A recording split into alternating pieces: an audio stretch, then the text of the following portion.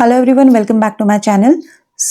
आज हम पढ़ेंगे एक बहुत ही इम्पॉर्टेंट टॉपिक डिसलेक्सिया, जो कि आपकी सीटेट के पेपर में भी आता है। आजकल जो सीटेट का जो पैटर्न है उसमें डिसेबिलिटीज रिलेटेड क्वेश्चंस भी आते हैं। आप सीटेट उठा लो पेपर या फिर यूटेट उठा लो, सीटेट यूटेट में ये आता ही है। आपका यूपी टेट हो गया, मतलब टेट के जितने पेपर्स हैं डिसेबिलिटी रिलेटेड जो एरियाज हैं वो पूछे ही जाते हैं। एंड जो आपके स्पेशल एजुकेटर रिलेटेड जो एग्जाम्स है, जैसे केवीएस का स्पेशल एजुकेटर एग्जाम अब जल्द ही आने वाला है, एनवीएस, ठीक है, उत्तराखंड के एग्जाम्स हो स्पेशल एजुकेटर के, या DSSS स्पेशल एजुकेटर एग्जाम हो, तो डिसेबिलिटी वाला जो एरिया है वो डेफिनेटली आपसे पूछा जाता है। तो आज हम जो सबसे पहले जो डिसेबिलिटी डिस्कस करेंगे वो है डिसलेक्सिया। ठीक है, ये आपका सबसे बहुत इंपॉर्टेंट टॉपिक है और इससे सबसे ज़्यादा क्वेश्चंस बनने के चांसेस होते हैं। ठीक है, तो सेशन हम अपना स्टार्ट करते हैं। डिसलेक्सिया, ठीक है, सबसे पहले डिसलेक्सिया के बारे में एक जो बहुत इंपॉर्टेंट चीज जानने वाली है वो ये है कि डिसलेक्सिया एक रीडिंग डिसऑर्डर है। ठीक है, रीडिंग डिसऑर्डर कैसे, मतलब जिस पर्सन को या जिस बच्चे को, जिस इंडिविजुअल को डिसलेक्सिया है उसको रीडिंग इश्यूज फेस होते हैं। वो जैसे होता है ना, वर्ड्स आप रीड कर रहे हो, जैसे PEN पेन है ना, APPLE Apple, basic basic words, वो बच्चा वो वर्ड्स प्रॉपरली रीड नहीं कर पाता, उसको ऑर्डर समझ में नहीं आ रहा होता। ऐसा नहीं है कि वो पढ़ना नहीं चाहता, he wants to read but he can not, वो सेंस नहीं बना पाता। ठीक है, उसको इन चीज़ों में बहुत इश्यूज होते हैं। सबसे पहले जो डिसलेक्सिया में सबसे पहला जो हमारा पॉइंट है वो है कि ये सबसे पहले तो मोस्ट कॉमन लर्निंग डिसेबिलिटी है। ठीक है, ये सब जितनी भी हमारे पास डिसेबिलिटीज हैं, ठीक है, जो कि 21 डिसेबिलिटीज है, हम धीरे धीरे सेशन मतलब आगे के सेशन पे डिस्कस करेंगे। तो उसमें से सबसे मोस्ट कॉमन मिलने वाली जो डिसेबिलिटी है वो डिसलेक्सिया है। ठीक है, लर्निंग डिसेबिलिटी। ठीक है, सबसे पहले तो ये है। अब जो डिसलेक्सिया जो वर्ड है, ठीक है, डिसलेक्सिया, ठीक है, ये लैटिन ओरिजिनेटेड, ठीक है, क्या है, लैटिन ओरिजिनेटेड वर्ड है। ओके, लैटिन ओरिजिनेटेड है। एंड जो डिसलेक्सिया का मीनिंग है, इसमें जो डिस वर्ड है और लेक्सिया, ये दो वर्ड से मिल करके बना है। ठीक है, इसमें डिस का मतलब है इम्पेयरमेंट, ठीक है, इम्पेयरमेंट, और लेक्सिया का मतलब है रीडिंग। तो इससे आप जो बेसिक इसका मीनिंग निकाल पा रहे हैं वो क्या है, इम्पेयरमेंट इन रीडिंग, मतलब रीडिंग में प्रॉब्लम होना, रीडिंग का डिसऑर्डर। ठीक है, तो ये सब है। अब इसमें हम एक चीज, जैसे किसी को डिसलेक्सिया है तो हम ये नहीं कह सकते कि उसको क्या है, वो मेंटली रिटार्डेड है या फिर उसका IQ कम है, जरूरी नहीं है। ठीक है, जिसको डिसलेक्सिया है वो गिफ्टेड भी हो सकता है। ठीक है, तो ये कहना बहुत गलत है कि जो पर्सन या जो इंडिविजुअल जिसको डिसलेक्सिया है उसको उसका IQ स्कोर भी कम है, उसको बस पढ़ने में दिक्कत है, he can communicate very well, उसको कम्युनिकेशन में कोई इश्यू नहीं है, उसको बस एक रीडिंग में दिक्कत आ रही है। ठीक है, अगर आप उससे ओरली कुछ पूछेंगे वो बहुत क्लियरली आपको आंसर करेगा। ठीक है, और बट उसको इश्यू सिर्फ और सिर्फ कहाँ आ रहा है, रीडिंग में। बट हाँ, कई बार क्या होता है, देखो जैसे उसको रीडिंग में इश्यू आ रहा है, ठीक है, तो जब पढ़ने में इश्यू आ रहा है तो उसको कहीं ना कहीं राइटिंग में भी आएगा, है ना। तो राइटिंग इश्यूज भी कभी कभी फेस करते हैं, बट कम्युनिकेशन में उनको कोई दिक्कत नहीं होती, तो उनका सिर्फ क्या है, रीडिंग डिसऑर्डर है। दूसरा पॉइंट हमारे पास सबसे इंपॉर्टेंट क्या है, डिसलेक्सिया जो है एक तो लर्निंग डिसेबिलिटी है, और कैसी लर्निंग डिसेबिलिटी है, किस वजह से होती है, ये एक न्यूरोलॉजिकल डिसऑर्डर है। ठीक है, न्यूरोलॉजिकल डिसऑर्डर। न्यूरोलॉजिकल डिसऑर्डर से क्या मतलब है, ब्रेन से related, it is related to, highly related to brain. ठीक है, ब्रेन से रिलेटेड है। ठीक है, डिसलेक्सिया, अब एक पॉइंट और है, डिसलेक्सिया हर एक पर्सन में अलग अलग होता है, हर किसी का सेम नहीं होता, किसी में कम भी हो सकता है, किसी में ज़्यादा भी हो सकता है, किसी को डिसलेक्सिया से बहुत कम इश्यूज हो सकते हैं, ठीक है, और किसी को बहुत ज़्यादा हो सकता है, तो सेम नहीं होता। जैसे कि इंडिविजुअल डिफरेंसेस होते हैं ना, तो उन बच्चों में भी, उन लोगों में भी, डिसलेक्सिक पीपल में भी इंडिविजुअल डिफरेंसेस पाए जाते हैं। ठीक है, तो उनका वो चीज़ सेम नहीं होती, और हर एक किसी में, हर एक पर्सन में उसका जो लेवल है, उसकी जो डिग्री है वो क्या होती है, डिफरेंट होती है। ठीक है, अब ये जो डिसलेक्सिया है इसको हम सबसे पहले कहाँ नोट करते हैं? ठीक है, जो डिसलेक्सिया है ये सबसे पहले कहाँ है? स्कूल में नोटेड होता है, देखा जाता है। तो नोटेड इन स्कूल, जब बच्चा स्कूल जाता है, रीड करना शुरू करता है और उसको वहाँ पे इश्यूज फेस होते हैं, वहाँ पर हम जाकर के एक अपनी मतलब लाइक हाइपोथेसिस या एक ऑब्जर्वेशन हम अपना क्रिएट करते हैं कि हाँ कहीं ना कहीं हो सकता है इसको रीडिंग इश्यूज फेस हो रहे हो या फिर उसको डिसलेक्सिया हो। ठीक है, तो नोटेड इन स्कूल, सबसे पहले हम ये स्कूल में नोटिस करते हैं या फिर आइडेंटिफाई करते हैं, कहाँ? स्कूल में। ठीक है, और ये क्या है, जैसे मैंने बताया कि मोस्ट कॉमन डिसेबिलिटी है, तो पूरे के पूरे वर्ल्ड में, ठीक है, 20% या उससे ज़्यादा क्या है? डिसलेक्सिक पीपल है। ओके, डिसलेक्सिक पीपल, जो कि एक बहुत बड़ा क्या है? रेशियो है। तो डिसलेक्सिया जैसे कि मैंने बताया आपको 20% या फिर पूरे वर्ल्ड में देखा जाए डिसलेक्सिक पीपल इन वर्ल्ड, ठीक है, पूरे वर्ल्ड में तो 20% है या फिर उससे ज़्यादा है। ठीक है, तो डिसलेक्सिया, नेक्स्ट पॉइंट हमारे इससे एक और आता है कि डिसलेक्सिया क्या है? फिक्स नहीं है। ठीक है, dyslexia is not fixed. Fix नहीं है कैसे? डिसलेक्सिया टाइम के साथ कम भी हो सकता है एंड बढ़ भी सकता है। अब वो कैसे? फॉर एग्जाम्पल, अगर किसी बच्चे को डिसलेक्सिया है, वो रीडिंग इश्यूज फेस कर रहा है, मैं बार बार कह रही हूँ डिसलेक्सिया मतलब रीडिंग इश्यूज, क्योंकि कई बार क्या होता है ना, एग्जाम्स में बस एक डिसेबिलिटी दे देंगे आपको कि this is the disability. For example dyslexia ले लीजिए, डिसलेक्सिया आपको दे दिया, ओके, देन उसके बाद आपसे बोला जाएगा, आपको फॉलोइंग ऑप्शंस दिए जाएंगे। फॉर एग्जाम्पल आपका रीडिंग डिसऑर्डर है, राइटिंग डिसऑर्डर है, ठीक है, या मैथ्स में दिक्कत है, ऐसे कुछ मतलब एक्सेट्रा एक्सेट्रा एग्जांपल्स दिए जाएंगे। तो वहां से आपको फाइंड आउट करना है आपका करेक्ट ऑप्शन क्या है। तो मैं इसलिए बार बार रीडिंग डिसऑर्डर कह रही हूँ, सो दैट आपको वो चीज याद रहे जब भी वो आपके एग्जाम्स में आए। ठीक है, तो डिसलेक्सिया फिक्स्ड कैसे नहीं है? वाई? बिकॉज अगर किसी बच्चे का अर्ली इंटरवेंशन हो जाता है या फिर अर्ली आइडेंटिफिकेशन हो जाता है कि इसको डिसलेक्सिया है, तो उसको उतनी जल्दी, अब देखिए इसका पूरा 100% ट्रीटमेंट नहीं है, there is no cure, but उसको with training, with practice and with proper guidance, with proper counselling, with proper sessions, उसको थोड़ा बहुत कम किया जा सकता है। ठीक है, तो डिसलेक्सिया फिक्स नहीं है। डिसलेक्सिया अगर जैसे किसी बच्चे का अर्ली इंटरवेंशन हुआ एंड उसको अर्ली आइडेंटिफाई कर लिया गया एंड उसको अर्ली ट्रेनिंग दी गई, तो उसका डिसलेक्सिया विद टाइम क्या हो जाएगा? कम हो जाएगा। समझ रहे हैं आप?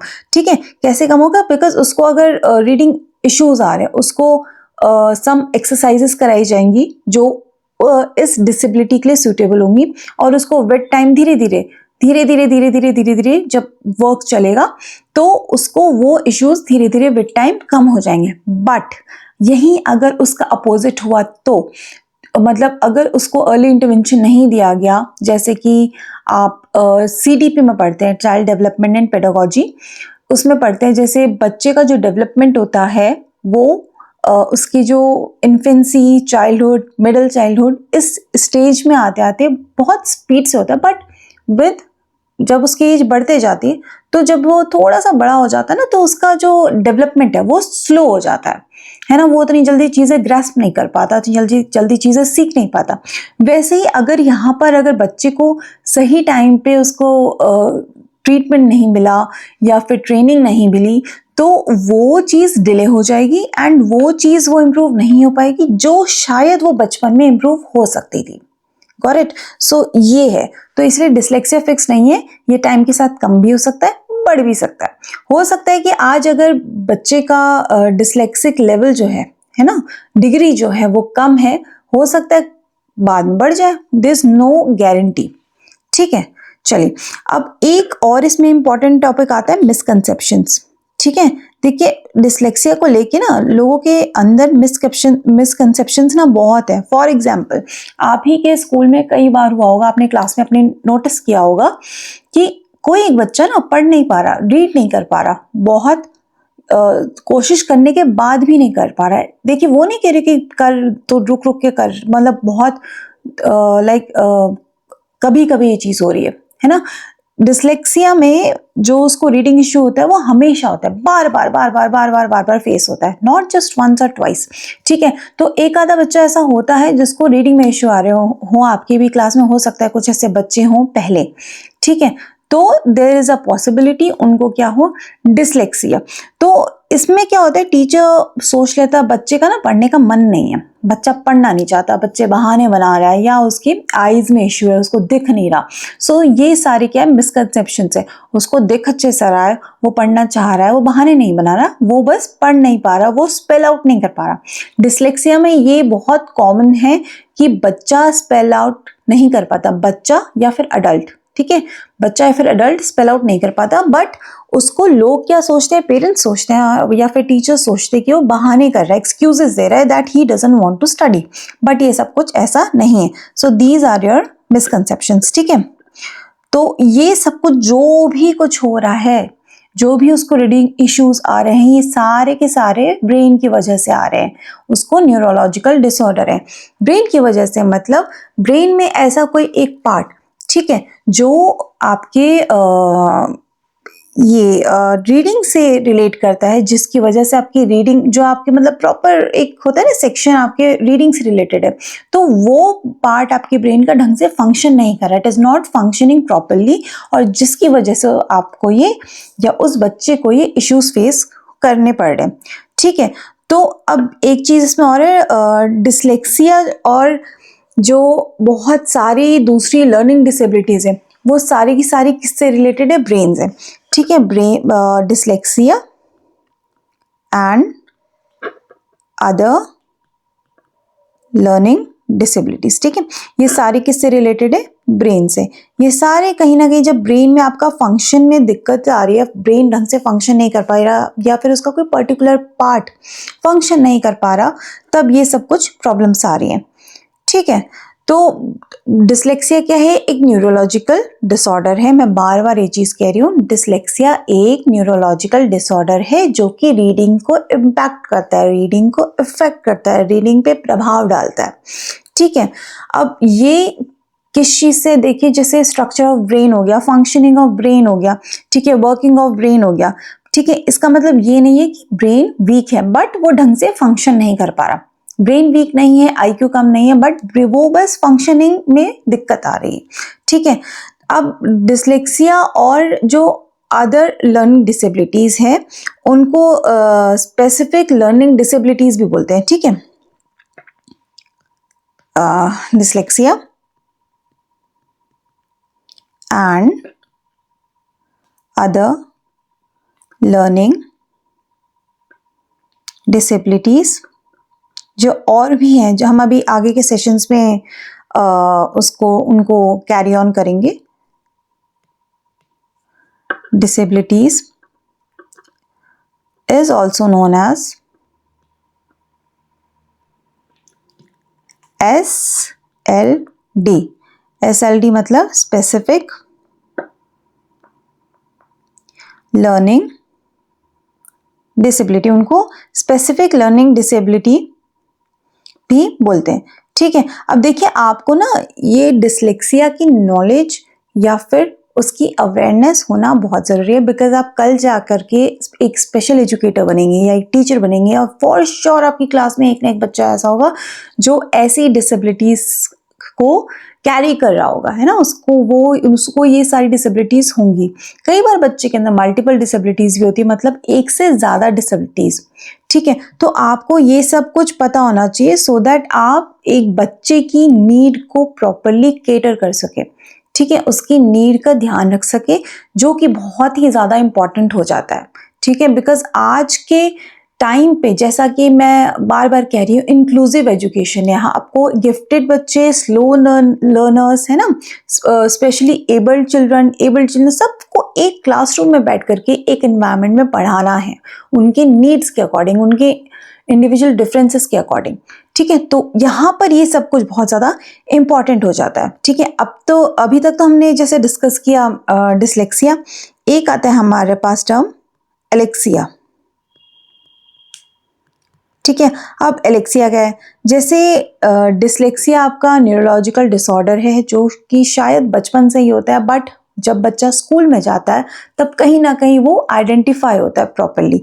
ठीक है, अब एलेक्सिया क्या है? ठीक है, लर्निंग डिसेबिलिटी मतलब पहले पढ़ना आता है but with time with age कुछ प्रॉब्लम आ रही है, कुछ इश्यूज आ रही है जिसकी वजह से पढ़ नहीं पा रहे प्रॉपरली। ठीक है, मतलब जब पढ़ना चाह रहे हैं तब प्रॉब्लम आ रही है।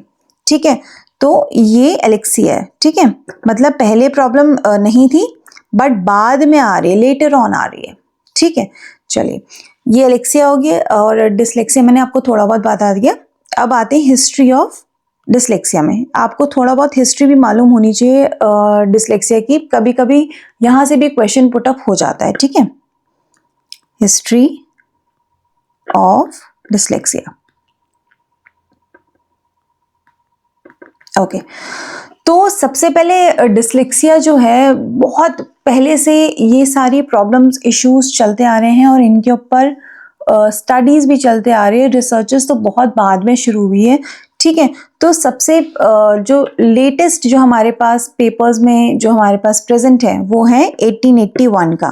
अब 1881 में ऐसा क्या हुआ? 1881 में क्या हुआ, एक रिसर्चर्स या आप उनको साइकोलॉजिस्ट बोल सकते हैं जिनका नाम है ऑस्टवर्ल्ड।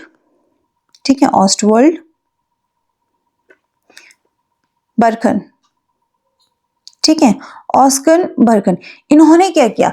इन्होंने डिसलेक्सिया को एक्सप्लेन किया सबसे पहले। He was the first one two explain dyslexia की डिसलेक्सिया क्या है, एक न्यूरोलॉजिकल डिसऑर्डर है, एक रीडिंग डिसऑर्डर है। ठीक है, उन्होंने ये भी बोला वो बच्चे को कम्युनिकेशन में कोई इशू नहीं हो रहा है, उनको इशू सिर्फ और सिर्फ कहाँ हो रहा है? सिर्फ और सिर्फ रीडिंग में हो रहा है। ठीक है, अब एक चीज और है, ओस्टवॉल्ड ने ये चीज बताई जरूर है कि डिसलेक्सिया एक रीडिंग डिसऑर्डर है, एक न्यूरोलॉजिकल डिसऑर्डर है, बट उन्होंने ये टर्म डिसलेक्सिया नहीं दिया है। ठीक है, उन्होंने बस एक्सप्लेन किया कि हाँ कुछ है ऐसा जो मतलब बच्चे के ब्रेन को इम्पैक्ट कर रहा है जिसकी वजह से वो पढ़ नहीं पा रहा, रीड नहीं कर पा रहा प्रॉपरली, जिसकी वजह से उसको बहुत सारी दिक्कतें आ रही हैं। ठीक है, तो वो कौन थे एंड उन्होंने जो भी थे उन्होंने कब डिसलेक्सिया टर्म दिया है? ठीक है, 1883 में। ठीक है, 1883 में एक अनदर साइकोलॉजिस्ट थे। ठीक है, रूडोल्फ बर्लिन। ठीक है, इन्होंने डिसलेक्सिया टर्म दिया है। He was the one who gave the term dyslexia. इन्होंने डिसलेक्सिया टर्म दे कि हाँ जो रीडिंग डिसऑर्डर है वो क्या है? डिसलेक्सिया है। ठीक है, ओस्टफोल्ड ने नहीं दिया, 1883 में रूडोल्फ ने दिया। ठीक है, ये बहुत इंपॉर्टेंट है। चलिए नेक्स्ट आते हैं हम क्लासिफिकेशन में। अब हम पढ़ते हैं क्लासिफिकेशन ऑफ डिसलेक्सिया। डिसलेक्सिया मतलब कितने पार्ट्स में क्लासिफाइड है? डिसलेक्सिया देखिए बेसिकली दो टाइप्स का है। देखिए आपको आई होप यहाँ तक अभी तक थोड़ा क्लियर हो रहा होगा। ठीक है, ये बहुत बेसिक से मैं आपको बता रही हूँ, जो बहुत इंपॉर्टेंट चीज़ें हैं उनको मैं कंसाइज करके आपको एक ओवरऑल व्यू दे रही हूँ। अगर स्टिल आपको कहीं भी कुछ भी इश्यू होता है तो please comment and ask me whatever you want to ask, I surely reply you. ठीक है, और कुछ भी आपको नहीं समझ में आ रहा है या कोई भी टॉपिक आपको पढ़ना है तो you can reach me. Okay, चलिए वापस आते हैं क्लासिफिकेशन ऑफ डिसलेक्सिया। चलिए डिसलेक्सिया होता है हमारा बेसिकली टू टाइप्स का। There are two types of dyslexia या it is classified into two parts. सबसे पहला आता है आपका डेवलपमेंटल डिसलेक्सिया। ठीक है, डेवलपमेंटल डिसलेक्सिया, और दूसरा है एक्वायर्ड डिसलेक्सिया। देखिए थोड़ा थोड़ा ना आपको इन नेम से ही समझ में आ रहा होगा कि डेवलपमेंटल क्या है, एक्वायर्ड क्या है। एक्वायर्ड मतलब एक्वायर किया, मतलब ग्रहण कर लिया बेसिकली।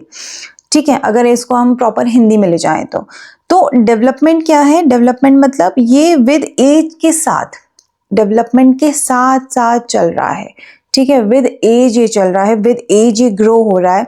ठीक है, तो इसीलिए इसको डेवलपमेंटल डिसलेक्सिया कभी कभी हम बोल देते हैं। ठीक है, it is called developmental dyslexia. Why? Because ये एज के साथ इंक्रीज हो रही है। ठीक है, इंक्रीजेस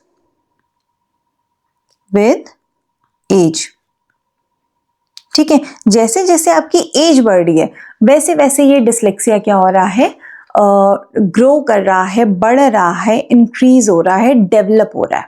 ठीक है, जैसे जैसे एज बढ़ेगी वैसे वैसे डिसलेक्सिया बढ़ता जाएगा, जैसे जैसे एज में चेंज आएगा वैसे वैसे डिसलेक्सिया की डिग्री में चेंज आएगा। तो ये बेसिकली क्या है, डेवलपमेंटल डिसलेक्सिया। और ये किससे रिलेटेड है, एज या फिर ब्रेन में होने के, ब्रेन से जो भी आपके इश्यूज आ रहे हैं उससे रिलेटेड है। ठीक है, मतलब एज या फिर ब्रेन में जो चेंजेस आ रहे हैं उससे होते होते सिचुएशंस में चेंज आना। ठीक है, ये है आपका डेवलपमेंटल डिसलेक्सिया। अब एक्वायर्ड डिसलेक्सिया क्या है, अगर डेवलपमेंटल ये एक्वायर्ड डिसलेक्सिया काइंड ऑफ ये सोच लीजिए कि एलेक्सिया हो गया, आपको पहले कोई प्रॉब्लम नहीं थी, जैसे डेवलपमेंट में आपके विद एज बढ़ रहा है ना, तो इसमें एक्वायर्ड में आपको कोई इशू नहीं था। एक्वायर्ड में आपको सडनली आपको कुछ एक्सीडेंट हुआ या ब्रेन में ऐसी चोट आई या फिर आपको कुछ फीवर हुआ जिसकी वजह से आपके ब्रेन में इम्पैक्ट आया। ठीक है, ब्रेन में इम्पैक्ट आया तो कहीं ना कहीं आपका वो पार्ट जो रीडिंग के लिए आपका रिस्पॉन्सिबल था वो पार्ट में आपके प्रॉब्लम आ गया एंड आपको एक्वायर्ड डिसलेक्सिया हो गया। तो it is kind of related to alexia, आप उसको वहां से रिलेट कर सकते हैं। ठीक है, एक्वायर्ड डिसलेक्सिया मतलब आपको पहले प्रॉब्लम नहीं थी बट कुछ ऐसी चीजें हो गई या फिर कुछ ऐसा इंसिडेंट हो गया, एक्सीडेंट हो गया या फिर कुछ ब्रेन में कुछ फीवर समथिंग हो गया जिसकी वजह से आपको एक्वायर्ड डिसलेक्सिया हो गया। ठीक है, तो ये सडन होता है, ये जैसे विद एज हो रहा है, डेवलपमेंट के साथ हो रहा है, बट एक्वायर्ड यहाँ पर क्या है, सडनली हो रहा है। ठीक है, और यही एक्वायर्ड जो डिसलेक्सिया है ये बाद में जाके it later on converts into Alexia. ठीक है, ये बाद में क्या बन जाता है, एलेक्सिया, क्योंकि ब्रेन में क्या होते हैं, इश्यूज आने लग जाते हैं। ठीक है, तो जो ये डेवलपमेंटल डिसलेक्सिया मैंने अभी आपको डिस्कस किया, ये लोगों में ज़्यादा पाया जाता है as compare to acquired dyslexia. Why, because acquired dyslexia is a rare case, rare chance कि हाँ कभी ऐसा एक्सीडेंट हो गया कि ब्रेन में चोट आ गई या फिर ब्रेन का ऐसा कोई पार्ट इम्पैक्ट हो गया जो आपके रीडिंग के लिए रिस्पॉन्सिबल था। बट जो डेवलपमेंट है वो ज़्यादा होता है, या जो लोग हैं वो they are more prone to development dyslexia as compare to acquired dyslexia. ठीक है, चलिए अब हमने यहाँ तक तो डिस्कस कर लिया। अब आते हैं हमारे सिम्टम्स की, डिसलेक्सिया के सिम्टम्स क्या होते हैं।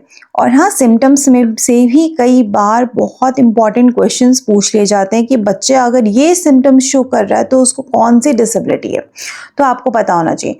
Not just for exam but हाँ आपको कहीं ना कहीं अपने लिए भी पता होना चाहिए, बिकॉज आप एक क्लास जब पढ़ा रहे हो 20 बच्चे 30 बच्चों की, तो आपको उनमें से पता होना चाहिए, आइडेंटिफाई करना आना चाहिए कि अगर एक बच्चा डिसलेक्सिया है या फिर एक बच्चा डिसलेक्सिक है तो उसको अगर ये सिम्टम्स हो रहे हैं तो आपको मतलब पता होना चाहिए, सो दैट आप आइडेंटिफाई कर सको और उसके अकॉर्डिंग बच्चे की नीड्स को कैटर कर सको। ठीक है, उसके अकॉर्डिंग उसके लिए प्लान्स बना सको, उसके लिए उसके अकॉर्डिंग एक्टिविटीज रख सको, सो दैट उसको बेनिफिट हो, नॉट कि वो पीछे छूट जाए क्लास में बिकॉज वो रीड नहीं कर पाएगा।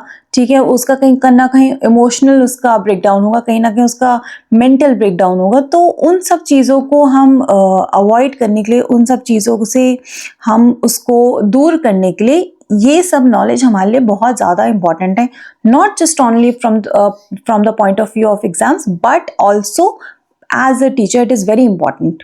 ओके, चलिए, सो सबसे बेसिक जो सिम्टम्स है, मोस्ट बेसिक जो मतलब एकदम नोटिस में आ जाए वो है कि मिरर इमेजेस।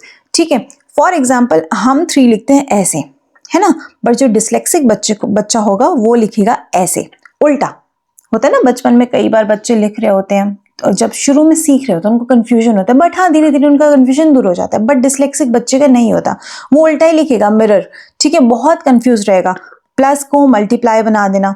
ठीक है, इसमें मतलब जो सिमिलर होते हैं उन चीज़ों में 6 को 9 लिख देना। ठीक है, ये सब चीज़ें एक डिसलेक्सिक बच्चा फेस करता है। ठीक है, उनको उल्टा मतलब कंफ्यूज रहते हैं, वो उल्टा ही लिखते हैं, मिरर इमेजेस लिखते हैं। ठीक है, ये सबसे मोस्ट बेसिक है। दूसरा है आपका पुअर स्पेलिंग, उनकी स्पेलिंग बहुत ही बेकार होती है। ठीक है, वो स्पेल नहीं कर पाते, अब वो रीड नहीं कर पा रहे तो वो स्पेल कैसे कर पाएंगे, है ना, तो उनको इश्यूज आएंगे। ठीक है, तो वो स्पेलिंग मिस्टेक्स बहुत ज़्यादा करते हैं, तो आप वहाँ से भी उनको आइडेंटिफाई कर सकते हैं कि इस बच्चे को डिसलेक्सिया है या इस बच्चे को डिसलेक्सिया हो सकता है। You can observe, you can find out.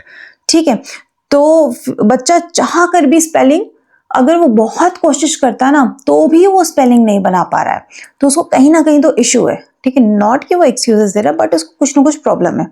ठीक है, और वो क्या करता है, कैसे, जैसे वॉज है एंड सॉ है, इसमें क्या करता है वो स्पेलिंग मिस्टेक करता है, उसको कंफ्यूजन हो जाता है, क्योंकि देखो ना mirror image SAW, WS was, तो स्पेलिंग मिस्टेक्स बहुत ज्यादा करता है वो। ठीक है, और इन सब का रीजन क्या है, ब्रेन में जो वर्ड्स का ओरिएंटेशन है वो उल्टा सीधा होता है। ब्रेन में जो वर्ड्स का हमारे ओरिएंटेशन बनता है ना वो सही नहीं बन पाता, उसको बहुत इश्यूज आ रहे होते हैं। ठीक है, उसको राइटिंग की भी प्रॉब्लम होती है, रीडिंग की वजह से अब पढ़ नहीं पा रहे, जैसे मैंने शुरू में बताया था ना, वो रीड नहीं कर पा रहा प्रॉपरली, तो कहीं ना कहीं उसको राइटिंग में भी इश्यूज आएंगे, वो लिख नहीं पाएगा, है ना। तो बच्चा ये चीज भी बहुत ज्यादा फेस करता है, राइटिंग इश्यूज उसको आते हैं।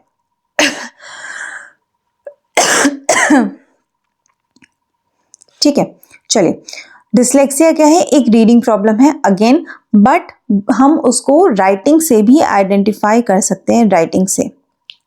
देखिए, आपको जो जो इंपॉर्टेंट पॉइंट्स लग रहे होंगे वो आप जरूर नोट डाउन करना, एक जगह नोट जरूर बना लीजिए।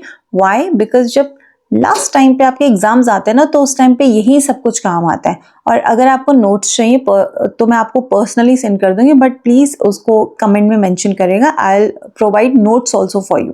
ठीक है, चलिए, तो हम कहाँ पर थे, हाँ ओके, राइटिंग में भी बच्चा इश्यूज बहुत ज्यादा फेस करता है। देखिए, अब उसको रीडिंग में प्रॉब्लम आ रही है तो कहीं ना कहीं उसको स्पेलिंग में प्रॉब्लम आएगी, स्पेल नहीं कर पा रहा तो फिर वो लिख कैसे पाएगा, है ना। तो उसको लिखने में भी प्रॉब्लम आती है, क्योंकि वो स्पेलिंग नहीं बना पा रहा प्रॉपरली। ठीक है, और अगर हम डिसलेक्सिया का डिफिकल्ट लेवल देखें तो उसको फोनोलॉजिकल अवेयरनेस, ये बहुत ज़्यादा इंपॉर्टेंट है एंड ये एग्जाम्स में भी पूछा जाता है। ओके, फोनोलॉजिकल अवेयरनेस, उसको फोनोलॉजिकल अवेयरनेस नहीं होती। फोनोलॉजिकल मतलब फोन मतलब साउंड। ठीक है, साउंड, बच्चे को साउंड में ब्रेक करना वर्ड्स को नहीं आता, KDCM, वो इनको ना कोई भी वर्ड हो उसको वो होता है ना, जैसे WAS वॉज, WERE वर, वो अगर मैं वर्ड लिखूंगी उसको वो ब्रेक करने में प्रॉब्लम होगी कि इसको कैसे ब्रेक करे। वाई? बिकॉज पुअर स्पेलिंग है, स्पेल नहीं कर पा रहा, वर्ड्स नहीं समझ पा रहा, तो उसको ये भी इश्यूज फेस करना पड़ता है। ठीक है, अटक अटक करके वो रीड करता है, बहुत रुक रुक के रीड करता है। ठीक है, और मतलब कितनी भी कोशिश कर ले वो बहुत सारे इश्यूज फेस करता है और रीड नहीं कर पाता प्रॉपरली। ठीक है, और एक जैसे पूरा वर्ड है उसको इंडिविजुअल साउंड्स में ब्रेक नहीं कर पाता, टाइम लगाता है बहुत ज़्यादा रीडिंग में। ठीक है, और बहुत स्लो बोलता है, बहुत ही स्लो। ठीक है, तो ये क्या है, फोनोलॉजिकल अवेयरनेस से क्या है, बहुत हाईली रिलेटेड है। ठीक है, अब इसका एक एग्जांपल लिख लीजिए, ले लीजिए फॉर एग्जांपल, मेरे पास दो वर्ड्स हैं, न्यूक्लियर एंड अनक्लियर।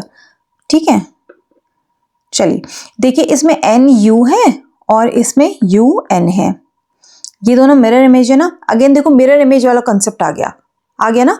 क्यों? क्योंकि वो मिरर इमेज को प्रॉपर अपने माइंड में ओरिएंटेशन नहीं बना पा रहा है, उसके माइंड ओरिएंटेट नहीं कर पा रहा उसको, तो वो NU और UN में बहुत ज्यादा कंफ्यूज होगा, और कभी कभी न्यूक्लियर को अनक्लियर लिखेगा और अनक्लियर को न्यूक्लियर लिखेगा, है ना। तो इस चीज में भी वो बहुत ज्यादा इश्यूज फेस करते हैं। ठीक है, और बहुत से केसेस में देखा गया जिन बच्चों को डिसलेक्सिया है उनको और लर्निंग डिसेबिलिटीज भी हैं, है ना। फॉर एग्जाम्पल, उनको अगर डिसलेक्सिया है तो उनको कहीं ना कहीं ADHD भी होगा, उनको कहीं ना कहीं डिस्ग्राफिया भी होगा। डिस्ग्राफिया जो कि राइटिंग डिसऑर्डर है ना, थोड़ा थोड़ा कहीं ना कहीं फेस करेंगे, तो they face multiple learning disorder या मल्टीपल लर्निंग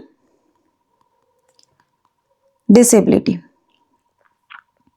इसको कहते हैं मल्टीपल लर्निंग डिसेबिलिटी। ठीक है, उन मतलब बहुत हाई चांसेस होते हैं कि बच्चे को अगर डिसलेक्सिया है तो उसको कहीं ना कहीं दूसरी डिसेबिलिटी भी होगी ही होगी, बहुत हाई चांसेस होती है, बहुत ज्यादा। ठीक है, अब मल्टीपल डिसेबिलिटीज कैसे होती हैं, फॉर एग्जाम्पल, पहले मैं लिख लेती हूँ मल्टीपल डिसेबिलिटीज। ठीक है, ये किसके रेफरेंस में है, डिसलेक्सिया के रेफरेंस में। ठीक है, डिसेबिलिटीज, मल्टीपल डिसेबिलिटीज कैसे है? फॉर एग्जाम्पल बच्चे को डिसलेक्सिया है, ठीक है, तो उसको कहीं ना कहीं अब जैसे अगर हम कोई भी इमेज देख रहे हैं, कोई भी वर्ड देख रहे हैं, तो हम कैसे पढ़ रहे हैं? हम उसको देख रहे हैं। फॉर एग्जाम्पल मैंने बोला डिफिकल्ट, मैं डिफिकल्ट वर्ड पढ़ रही हूँ, तो उसको हमने देखा, हमारे माइंड में एक इमेज बनी एंड हमने उसको प्रोसेस किया, देन हमने उसको रीड किया। This is a simple procedure जो कि होता है। But in the case of dyslexic children क्या होता है कि वो जो इमेज देख रहे हैं उसको अपने माइंड में प्रोसेस नहीं कर पा रहे, जिसकी वजह से वो रीड नहीं कर पा रहे, ठीक है। तो उन्होंने जो देखा वो माइंड में गया तो सही, बट वो प्रोसेस नहीं कर पाया, तो इसलिए कहीं ना कहीं उनको ये वाली दिक्कत भी आती है, ठीक है। क्या आती है? Visual processing. विजुअली वो प्रोसेस नहीं कर पाते, विजुअल प्रोसेसिंग, ठीक है। अब बट सिर्फ देखने में ही नहीं है, हो सकता है उनको सुनने में भी हो रहा हो, तो ऑडिटरी प्रोसेसिंग डिसऑर्डर, ठीक है। उनको हो सकता है सुनने में भी दिक्कत आ रही हो, ठीक है, कि उन्होंने उनको सुनाई तो दे रहा है ना, ये लिख नहीं पा रहे, या फिर उनको ढंग से सुनाई ही नहीं दे रहा जिसकी वजह से वो लिख नहीं पा रहे। तो ये भी बच्चों में बहुत ज्यादा देखा गया कि उनको ऑडिटरी प्रोसेस डिसऑर्डर भी हो सकता है, तो उनको सुनकर भी समझ नहीं आ रहा है, ठीक है।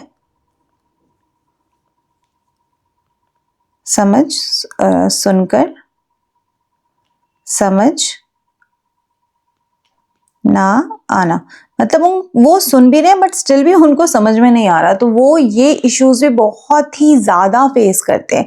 अब देखिए ना उनको कितने ज्यादा इश्यूज आ रहे हैं, पहले तो उनको ऑलरेडी पढ़ने में दिक्कत आ रही, रीडिंग इशू आ रहा है, बट उनको कहीं ना कहीं फिर राइटिंग में भी आ रहा है, देन कहीं ना कहीं उनका विजुअल भी आ रहा है, देन कहीं ना कहीं उनका ऑडिटरी भी आ रहा है। बट इसमें सब में एक चीज बहुत इंपॉर्टेंट है कि देखिए उनका आईक्यू कम नहीं है, उनको ऐसा नहीं, उनको कोई ज्ञान ही नहीं है, उनको कोई समझ ही नहीं है, या फिर उनमें बुद्धि नहीं है जैसा कि लोग कहते हैं, या मेंटली रिटार्डेड है, नहीं ऐसा नहीं है, वो बहुत कैपेबल है, ठीक है। हो सकता है बच्चा डिसलेक्सिक हो, बट अगर उसको सही गाइडेंस, सही ट्रेनिंग, सही उसको अप्रोचेस मिल जाए, सही तरीका मिल जाए, तो वो बच्चा बहुत ग्रो कर जाएगा, ठीक है। बहुत सारे ऐसे बच्चे हैं, बहुत सारे ऐसे लोग हैं जो अपनी डिसेबिलिटी होने के बावजूद बहुत नेक्स्ट लेवल तक गए, ठीक है। ये एग्जांपल्स मैं आपको दूंगी जरूर कि कौन, जैसे डिसलेक्सिया में पढ़ा रही हूँ मैं, लास्ट में आपको बताऊंगी कि बहुत फेमस कुछ लोग जिन्होंने अपने फील्ड में इस डिसेबिलिटी होने के बावजूद बहुत अपने फील्ड में बहुत अच्छा कर गया, ठीक है। मैं हर एक डिसेबिलिटी एंड होने के बाद आपको एक ना एक एग्जाम्पल जरूर दूंगी, ठीक है। तो चलिए हमने ये तो देख लिया, उनको विजुअल में दिक्कत आती, ऑडिटरी में आती। अब नेक्स्ट जैसे मैंने बताया लिखने में, ठीक है, उनको डिस्ग्राफिया भी होता है। डिस्ग्राफिया यानी राइटिंग डिसऑर्डर, उनको लिखने में भी बहुत दिक्कत आती है, ठीक है, ढंग से लिख नहीं पाते। Why? Because they are unable to read, उनको प्रॉपरली स्पेलिंग नहीं समझ में आ रही है, उनको फोनोलॉजिकल अवेयरनेस नहीं है, उनको जो होते हैं ना राइमिंग साउंड, उसमें दिक्कत आ रही है, ठीक है। तो उनका ये भी हो सकता है, there is a possibility, there is a possibility, ठीक है। क्या पॉसिबिलिटी? लर्निंग डिसेबिलिटीज अकेले ना हो, ठीक है। देयर इज अ पॉसिबिलिटी उनको लर्निंग डिसेबिलिटी ना हो, मतलब सिर्फ एक लर्निंग डिसेबिलिटी ना हो सकता है एक से ज्यादा हो, या एक के साथ सेकंड भी हो, या फिर दो तीन इकट्ठे भी हो सकता है, क्योंकि बच्चे में एक्चुअली बहुत ज्यादा इश्यूज होते हैं। अगर आप ध्यान से उनको देखो, उनको स्टडी करो, उनको ऑब्जर्व करो, तो आपको बहुत कुछ चीजें पता चलेंगी। बट आपको पहले अपना खुद में इतना कैपेबल होना पड़ेगा कि आपको एक बच्चे को देखना पड़ेगा कि उसको क्या इश्यूज वो फेस कर रहा है, rather than जस्ट अपने मिसकंसेप्शंस बनाना कि बच्चा बस एक्सक्यूजेस दे रहा है, ठीक है। चलिए, उसको ये भी हो सकता है एडीएचडी हो। एडीएचडी क्या है ये मैं अभी आपको, मतलब जब नेक्स्ट वीडियोस में आगे आने वाली लाऊंगी तो उसमें जरूर बताऊंगी। जैसे मैं बता रही हूँ आपको कि हम एक एक करके सारी डिसेबिलिटीज डिस्कस करेंगे, तो आगे के सेशंस में एडीएचडी भी होगा, ठीक है। इसका है अटेंशन डेफिशिट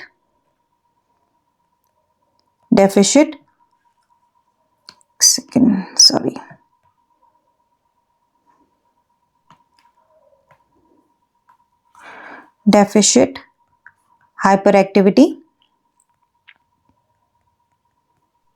डिसऑर्डर, ठीक है।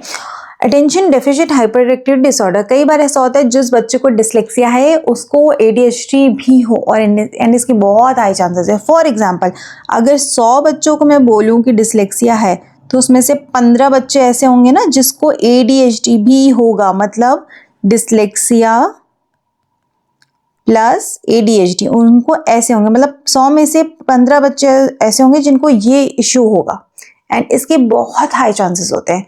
अब attention deficit hyper activity disorder है क्या? अब मैं आपको ना इसको थोड़ा थोड़ा ब्रीफ कर देती हूँ कि हल्का हल्का है क्या। देखिए, अटेंशन डेफिशिएट से मतलब है उसका ना बहुत शॉर्ट अटेंशन स्पैन होता है। अगर एक बच्चा है, ठीक है, आपने उसको कुछ काम दिया, फॉर एग्जाम्पल टॉयज का बॉक्स है, आपने बोला अपने टॉयज उठा के वापस बॉक्स में रख दो, वो क्या करेगा? हार्डली 1 मिनट करेगा।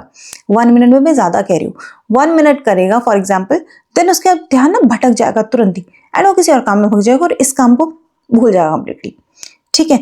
तो उसका ना अटेंशन स्पैन बहुत कम होता है। और हाइपर एक्टिविटी मतलब बहुत ही हाईली एक्टिव होता है, फटाफट फटाफट खा रहा है, कोई भी काम करे बहुत स्पीड में कर रहा है, बिल्कुल सहन शक्ति नहीं है, पेशेंस नाम की चीज नहीं है ना। अगर टीचर ने लाइन में खड़ा किया तो उसको सबसे पहले आगे जाना है, वो सब कुछ डिस्टर्ब करेगा, सबको डिस्ट्रैक्ट करेगा। तो ये है हाइपर एक्टिविटी। तो दिस इज ADHD। तो कई बार बच्चों को ये भी फेस करना पड़ता है, ठीक है। तो बहुत हाईली चांसेस होते हैं कि अगर 100 बच्चों को अगर डिसलेक्सिया है तो उसमें से 15 बच्चों को आपके ADHD है। बट अगर यही मैं रूल्स थोड़ा सा रिवर्स करूं, है ना, तो अगर आपके पास 100 बच्चे जो ADHD वाले हैं, ठीक है, तो उसमें से कम 35 बच्चे ऐसे होंगे जिनको डिसलेक्सिया भी होगा। ये बहुत हाई नंबर है, बट हाँ ऐसा है जिनको ADHD है वो कहीं ना कहीं डिसलेक्सिया भी सफर कर रहे हैं, उनको कहीं ना कहीं डिसलेक्सिया भी है, ठीक है। और ADHD जो है, ठीक है, एक इंपॉर्टेंट पॉइंट मैं यहाँ पर और लिख देती हूँ, ADHD is very common problem with dyslexia, ठीक है। ADHD जो प्रॉब्लम है वो डिसलेक्सिया के साथ बहुत ज़्यादा कॉमन है। चलिए आज का सेशन यहीं कंप्लीट करते हैं, आज का सेशन यहीं एंड करते हैं। आई एम होपिंग आपको यहाँ पर जो भी मैंने आज डिसलेक्सिया के बारे में जितनी भी थोड़ी बहुत बातें बताई हैं, सिम्टम्स बताए हैं, साइंस बताए हैं, है ना, और जो क्लासिफिकेशंस बताए हैं वो सब कुछ समझ आया होगा। इफ़ नहीं आया हो, अगर आपको कुछ इशू आ रहा हो तो प्लीज़ मुझे रीच आउट करें कमेंट सेक्शन में, और मैं आपको श्योरली रिप्लाई करूँगी, and I will make sure कि आपकी जो डिफ़िकल्टीज़ है मैं उसका कहीं ना कहीं सोल्यूशन ला पाऊँ, ठीक है। नेक्स्ट सेशन में हम कवर करेंगे डिसलेक्सिया के कॉजेज़ क्या होती हैं, और भी बहुत सारी इंटरेस्टिंग चीज़ें जो कि आप जान पाएंगे रिलेटेड टू डिसलेक्सिया, ठीक है। और थैंक यू सो मच, मिलते हैं नेक्स्ट वीडियो में।